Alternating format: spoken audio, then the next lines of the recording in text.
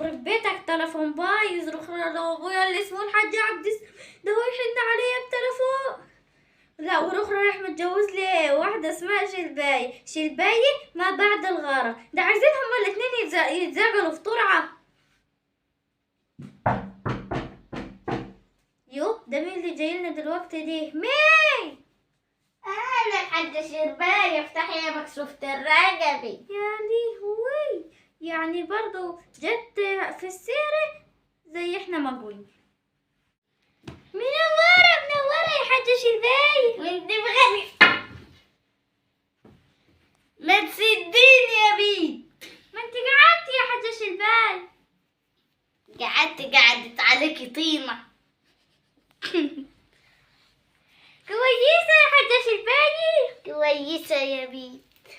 عاملة ايه كيدي؟ كويس. امال اخبار زفت الطين اللي اسمه حاج عبد السميع ده ايه؟ كويس، وفي الغيط اهو قاعد يحش البرسيم للبهايم. ايوه. بايم والله عاوزة برسيم. ما عندكمش بط يا بيت؟ ما بربيش. ده مش إلنا ضيفة يا بيت.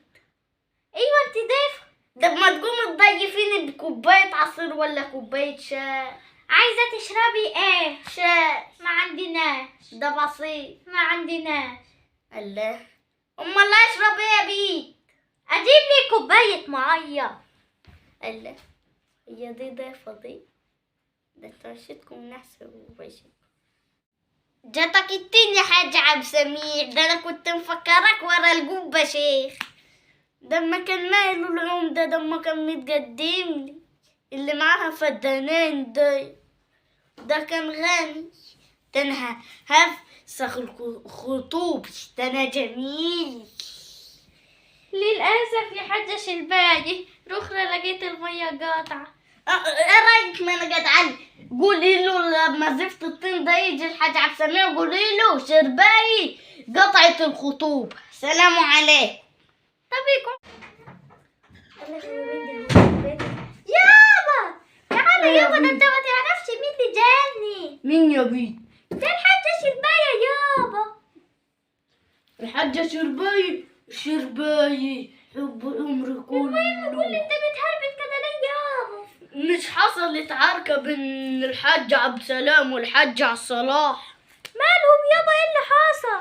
والحاج عبد السلام لقى في الموس جوفاي. قام مسيحها واخدها وكيل. وده ضرب ده شلوط وده ضرب ده قلم وده ضرب ده قلم. ما نعرفوش اللي حصل. وانا خدت بالشباشب قفاه بالتقليمة يا بيت. طب يابا هو انت وده كله اقول لك بسبب ايه مش هتصدقي. ايه؟ جوفاي. بسبب جوافاي؟ ايوه هي جوفاي. الناس دي هبلة ولا ايه؟ يا قفاي قفا الحاج عبد شارع ضرب بالشباشب في النص يعني. ألف سلامة على جفاك يابا. قفايا ولع يا بيت. يعني كل ده عشان جوافاي؟ ايوه عشان جوفاي. ما هو الحاج عبد السلام منزل 3 طن في ارضه والحاج صلاح منزل 3 طن في ارضه. وكل ده عشان جوافاي. بس انا قسمتوه. انا بقى بيت انا الحاج عبد السميع كبر البلد قسمتها بالنص. الله على دماغك الشغالي. امال شرباي عامله ايه بيت؟ شرباية بتقول ان انت نحس وعشتك نحس وهتفسخ الخطوبة. ايه قلبي يابا. ده بقول لها اقول لك قبل ما اموت قولي لها انت روح عبر